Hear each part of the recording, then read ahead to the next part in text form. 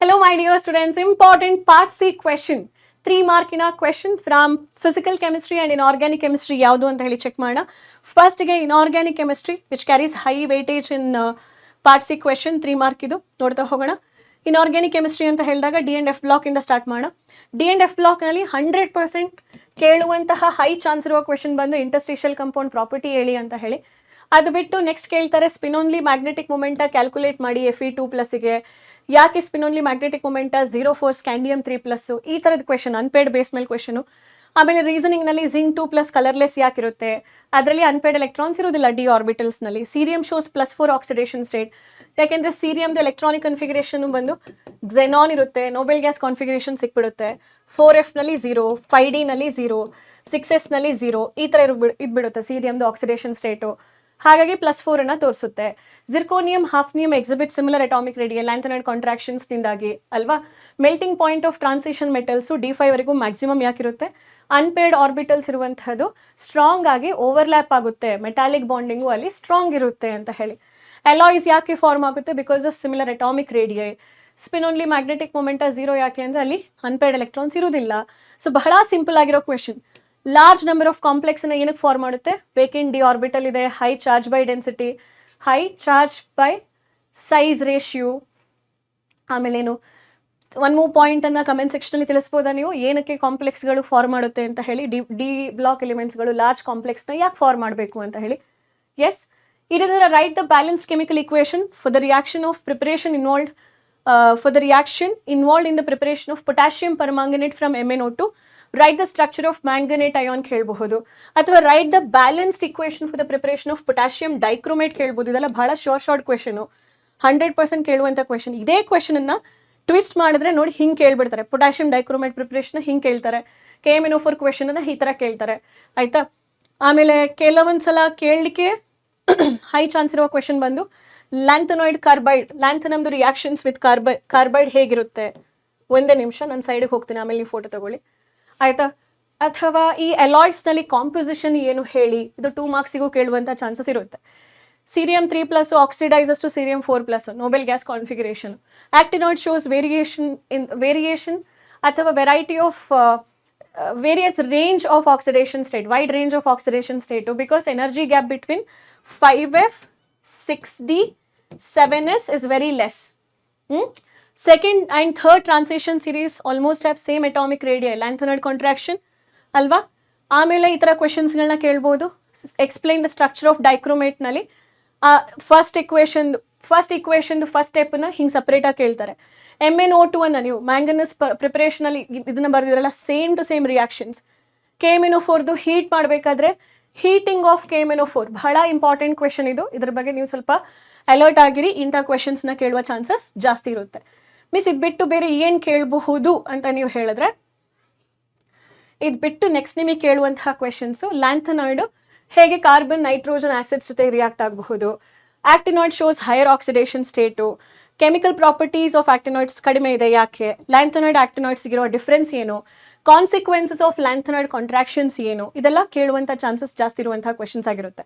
ಇದು 100% ಕೇಳುವಂತಹ ಚಾನ್ಸಸ್ ಜಾಸ್ತಿ ಇರುವ ಕ್ವೆಶನ್ ಆಗಿರುತ್ತೆ. ಯಾವುದು, ಲ್ಯಾಂಥನಾಯ್ಡ್ ಕಾಂಟ್ರಾಕ್ಷನ್ ಅದು ಎಕ್ಸ್ಪ್ಲೈನ್ ಮಾಡಿ, mention and causes, mention two consequences, what are the causes ಏನು, ಕಾನ್ಸಿಕ್ವೆನ್ಸಸ್ ಏನು, ಕಾಂಟ್ರಾಕ್ಷನ್ ಅಂತ ಹೇಳಿದ್ರೆ ಲ್ಯಾಂಥನಾಯ್ಡ್ ಕಾಂಟ್ರಾಕ್ಷನ್ ಅಂತ ಹೇಳಿದ್ರೆ ಏನು ಆಯ್ತಾ. ಇದು ಬಹಳ ಇಂಪಾರ್ಟೆಂಟ್ ಆಗಿರೋ ಕ್ವೆಶನ್. ಕೋಆರ್ಡಿನೇಷನ್ ಕಂಪೌಂಡ್ಸಿಗೆ ಬಂದಾಗ ಇಂಪಾರ್ಟೆಂಟ್ 3 ಮಾರ್ಕ್ ಕ್ವೆಶನ್ಸ್ ಈ ಥರ ಇರುತ್ತೆ. ವರ್ನರ್ಸ್ ಥಿಯರಿ ಬೇಸ್ ಮೇಲೆ ಕ್ವೆಶನ್ಸ್ಗಳು ಕೇಳ್ತಾರೆ. So 3 postulates of Werner's theory explain ಮಾಡಿ ಅಂತ ಹೇಳೋದು ಸ್ಟ್ರೈಟ್ ಕ್ವೆಶನು, ಹಾಗೂ ಕೇಳಬಹುದು. ಸೊ ಇಂಡೈರೆಕ್ಟ್ ಆಗಿ ಹೀಗೂ ಕೇಳ್ಬೋದು. ಇದು ವರ್ನರ್ಸ್ ಥಿಯರಿ ಮೇಲೆ ಕೇಳುವಂತಹ question. Complex nickel ಡೈಕ್ಲೋರೈಡ್ 6H2O gives 2 moles of AgCl. ಹಾಗಾದರೆ ಇದರ ಬೇಸ್ ಮೇಲೆ ಫಾರ್ಮುಲೇಟ್ ದ ಕಾಂಪ್ಲೆಕ್ಸ್, ಎಷ್ಟು moles of ions were obtained after each mole of complex dissolved in excess of water. ಇದು ಬಹಳ ಸಿಂಪಲ್ ಆಗಿರೋ ಕ್ವೆಶನು. ಇಂಥ ಕ್ವೆಶನ್ಸನ್ನು ಪಾರ್ಟ್ ಸಿ ಇನ್ಆರ್ಗ್ಯಾನಿಕ್ ರಿವಿಷನಲ್ಲಿ ನಾವು ಮಾಡಿದ್ದೀವಿ. ನಿಮಗೆ ಡೌಟ್ಸ್ ಇರುತ್ತೆ ಅಂತ ಹೇಳಿದ್ರೆ ನೀವು ಜಾಯಿನ್ ಕೂಡ ಆಗಬಹುದು. IUPAC ನೇಮನ್ನು ಎಕ್ಸ್ಪ್ಲೈನ್ ಮಾಡಿ ಆಯಿತಾ. ಅದೇ ಥರ what is the oxidation state of ಈ ಮೆಟಲ್, ಈ ಥರ ಕಾಂಪ್ಲೆಕ್ಸ್ ಕೊಟ್ಬಿಟ್ಟು ಆಕ್ಸಿಡೇಷನ್ ಸ್ಟೇಟ್ ಏನು, ಹೈಬ್ರಿಡೈಸ್ಡ್ ಜೊಮೆಟ್ರಿ ಏನು, ಜೊಮೆಟ್ರಿ ಆಫ್ ಹೈಬ್ರಿಡ್ ಆರ್ಬಿಟಲ್ಸ್ ಏನು, how many moles of AgNO3 is required to react with 1 mole of this complex ಇಂಥ ಕ್ವೆಶನ್ಸ್ನ ಕೇಳ್ತಾರೆ. ಇದೆಲ್ಲ ಕೂಡ ವರ್ನರ್ಸ್ ಥಿಯರಿ ಬೇಸ್ ಮೇಲೆ ಇರುತ್ತೆ. ಬಿಟ್ಟರೆ ಚಿಲೇಟಿಂಗ್ ಲಿಗ್ಯಾಂಡು, ಹೆಟ್ರೋಲಿಪ್ಟಿಕ್ ಕಾಂಪ್ಲೆಕ್ಸು, ಆಮೇಲೆ ಈ ಥರ ಕಾಂಪ್ಲೆಕ್ಸ್ ಕೊಟ್ಬಿಟ್ಟು ಯಾವ ಟೈಪ್ ಆಫ್ ಐಸೋಮೆರಿಸಮ್ ನೋಡ್ತೀರಾ ಆಯಿತಾ. ಯಾಕೆ ಟೆಟ್ರಾಹೆಡ್ರಲ್ ಸ್ಕ್ವೇರ್ ಪ್ಲೇನರ್ನಲ್ಲಿ ಯಾವುದು ಜೊಮೆಟ್ರಿಕಲ್ ಐಸೋಮೆರಿಸಮ್ ತೋರಿಸಲ್ಲ, ಟೆಟ್ರಾಹೆಡ್ರಲ್ ತೋರಿಸೋದಿಲ್ಲ, ಯಾಕೆಂದರೆ ಪ್ರತಿಯೊಂದು ಲಿಗ್ಯಾಂಡ್ಗಳು ಎಜಸೆಂಟ್ ಪೊಸಿಷನ್ಸ್ನೇ ಆಕ್ಯುಪೈ ಮಾಡುತ್ತೆ, ಬೇರೆ ಬೇರೆ ಪೊಸಿಷನ್ ಆಕ್ಯುಪೈ ಮಾಡಲ್ಲ. ಈ ಒಂದು ಕಾಂಪ್ಲೆಕ್ಸ್ ಇದೆಯಲ್ವಾ, ಇದ್ರದ್ದು ಕಂಪ್ಲೀಟ್ ಆಗಿರುವಂತಹ ಕ್ವೆಶನ್ ಲೈಕ್ ಯಾವುದೆಲ್ಲ ಜೊಮೆಟ್ರಿಕಲ್ ಐಸೋಮರ್ಸ್ನ ಅದು ಎಕ್ಸಿಬಿಟ್ ಮಾಡುತ್ತೆ ಅಂತ ಹೇಳೋ ಕ್ವೆಶನ್. ಕ್ರಿಸ್ಟಲ್ ಫೀಲ್ಡ್ ಸ್ಪ್ಲಿಟಿಂಗ್ ಅಂದರೆ ಏನು, ನೀವೆಲ್ಲ ಓದಿರೋದೇ ಕ್ವೆಶನ್ ಇದು. ಕ್ರಿಸ್ಟಲ್ ಫೀಲ್ಡ್ ಸ್ಪ್ಲಿಟಿಂಗ್ ಅಂದರೆ ಏನು, ಅದ್ರಲ್ಲಿ ಜಿ ಏನನ್ನ ಇಂಡಿಕೇಟ್ ಮಾಡುತ್ತೆ. ಆಮೇಲೆ write energy level diagram of crystal field splitting for octahedral quantity, ಅಥವಾ explain splitting for tetrahedral complex. How does crystal field splitting of electronic configuration of metal ion D6 ಇದ್ದಾಗ weak field strong ಫೀಲ್ಡ್ನಲ್ಲಿ ಅದು ಹೆಂಗೆ split ಆಗುತ್ತೆ ಅಂತ ಹೇಳಿ ಆಯಿತಾ. ಇದು ನಿಮ್ಮ ಅಗೇನ್ ವರ್ನರ್ಸ್ ಥಿಯರಿ ಮೇಲೆ ಇರುವಂತಹ ಕ್ವೆಶನು. ವರ್ನರ್ ಥಿಯರಿ ಮೇಲೆ ಡೈರೆಕ್ಟಾಗಿ ಪಾಸ್ಟುಲೇಟ್ಸ್ ಕೇಳಿ ಅಂತ ಹೇಳೋ ಬದಲು ಅವ್ರು ಈ ಥರ ಕ್ವೆಶನ್ಸ್ನ ಕೇಳುವ ಚಾನ್ಸಸ್ ಜಾಸ್ತಿ ಇರುತ್ತೆ. Colour of the complex explain ಮಾಡಿ, ಲಿಮಿಟೇಷನ್ ಆಫ್ ವ್ಯಾಲೆನ್ಸಿ ಬಾಂಡ್ ಥಿಯರಿಯನ್ನು ಎಕ್ಸ್ಪ್ಲೇನ್ ಮಾಡಿ. ಆಮೇಲೆ ಯೂಸಿಂಗ್ VBT, ಇದೊಂದು 100% ಪಕ್ಕಾ ಕ್ವೆಶನ್. ಕಾಂಪ್ಲೆಕ್ಸ್, ಈ ಕಾಂಪ್ಲೆಕ್ಸ್ ಅಥವಾ ಇದು ಅಥವಾ ಇದನ್ನು ಎಕ್ಸ್ಪ್ಲೇನ್ ಮಾಡಿ. ಪೇರಿಂಗ್ ಎನರ್ಜಿ ಅಂದರೆ ಏನು, draw energy level diagram for crystal field splitting, ಇದು ಆಲ್ರೆಡಿ ಕವರ್ ಆಯ್ತಲ್ವಾ. ಸೊ ಇದ್ರದ್ದು ಪಾರ್ಟ್ ಸಿ ರಿವಿಷನಲ್ಲಿ ನಾನು ಕವರ್ ಮಾಡಿದ್ದೀನಿ, ನೀವು ನೋಡಬಹುದು. ಅಪ್ಲಿಕೇಶನ್ ಬಂದಾಗ, ಅಪ್ಲಿಕೇಶನ್ ಆಫ್ ಕೋಆರ್ಡಿನೇಷನ್ ಕಂಪೌಂಡ್ ಬಂದಾಗ ಇಲ್ಲಿಂದ ಕ್ವೆಶನ್ಸ್ ಕೇಳ್ತಾರೆ. ಅಥವಾ ಕಾರ್ಬೋನಿಲ್ ಕಂಪೌಂಡ್ ಬಂದಾಗ ಮೆಟಲ್ ಕಾರ್ಬೋನಿಲ್ದು ಸಿಗ್ಮಾ ಪೈ ಬಾಂಡ್ ಅಂದರೆ ಏನು, ಎಷ್ಟು ಸ್ಕ್ವೇರ್ ಪಿರಮಿಡಲ್ ಯೂನಿಟ್ಸ್ಗಳಿರುತ್ತೆ ನಿಮ್ಮ ಪ್ರಿಪರೇಟರಿನಲ್ಲಿ ಬಂದಿರೋ ಕ್ವೆಶನ್ನು. ಫಾರ್ಮುಲಾಸ್ ಬರೀರಿ, ಈ ಕಾಂಪ್ಲೆಕ್ಸ್ ಕೊಟ್ಬಿಟ್ಟು ಆಕ್ಟಾ ಕಾರ್ಬೋನಿಲ್ ಡೈಕೋಬಾಲ್ಟ್ ಇದು ಕಾಂಪ್ಲೆಕ್ಸ್ ಕೊಟ್ಟು ಫಾರ್ಮುಲಾ ಬರೀರಿ. ಎಷ್ಟು ಬ್ರಿಡ್ಜ್ಡ್ ಕಾರ್ಬೋನಿಲ್ ಕಂಪೌಂಡ್ಗಳಿದೆ, CO ಲಿಗ್ಯಾಂಡ್ಗಳಿದೆ ಆಯಿತಾ. EDTA ಸ್ಟ್ರಕ್ಚರ್ ಬರೀರಿ. ಎಕ್ಸ್ಪ್ಲೇನ್ ಹೇಗೆ ಇದು ಯೂಸಸಲ್ಲಿ ಬರುತ್ತೆ, EDTA ಹೇಗೆ ಟೈಟ್ರೇಷನ್ಗೆ ಯೂಸ್ ಮಾಡಬಹುದು ಅಂತ ಹೇಳಿ. ಸಿ ನಾವು I take a pause, you can click the picture, click it, click ಮಾಡಿ. And here,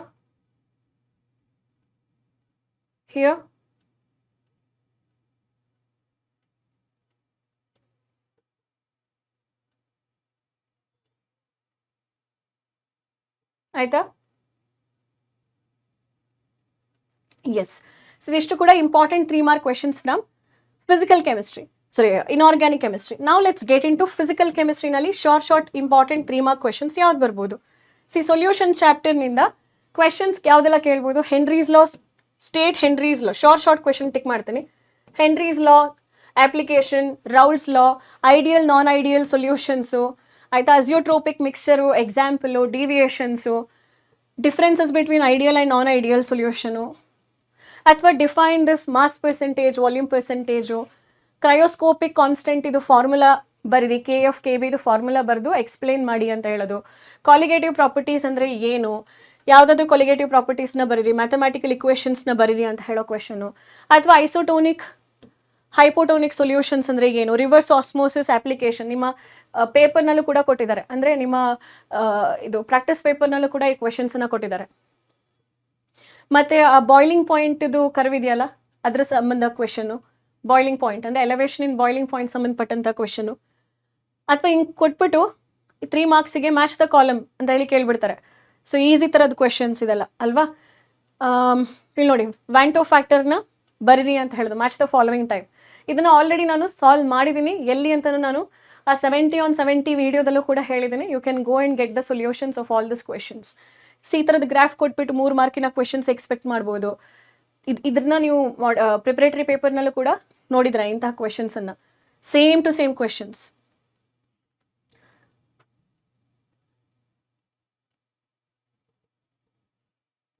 right, same to same questions ನೋಡಿದ್ರಾ ನೀವು.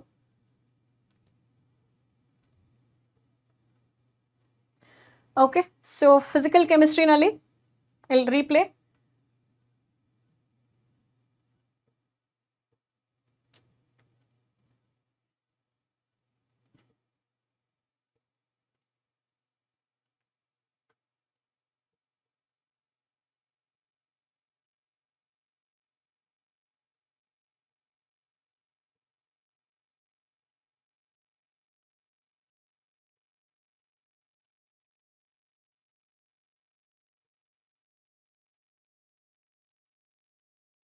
Clear?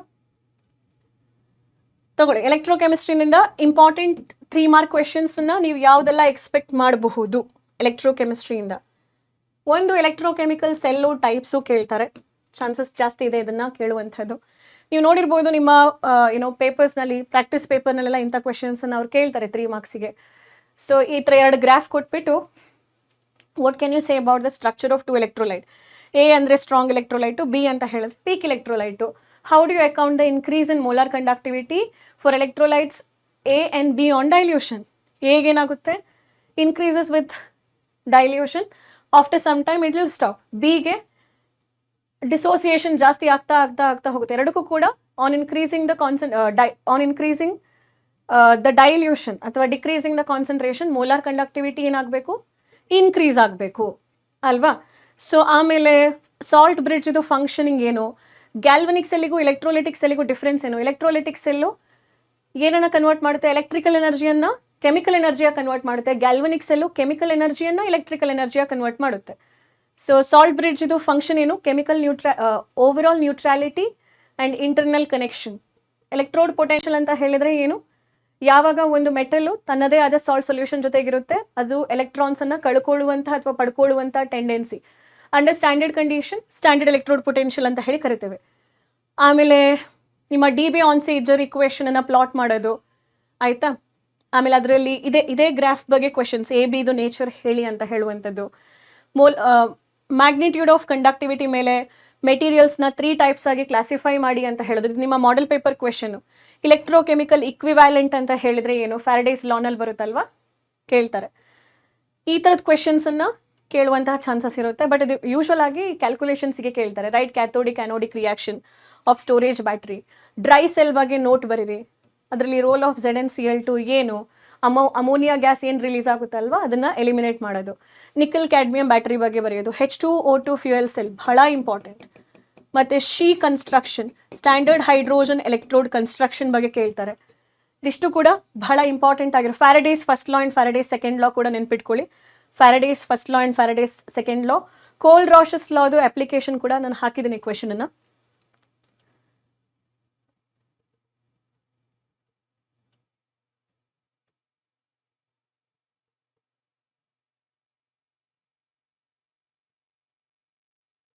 So Faraday's first law, Faraday's second law, Kohlrausch's application, conductivity, molar conductivity, ಇದಿಷ್ಟನ್ನು ಕೂಡ ನೆನ್ಪಿಟ್ಕೊಳ್ಳಿ. ಅದು ಕೇಳುವಂಥ chances ಜಾಸ್ತಿ ಇರುತ್ತೆ.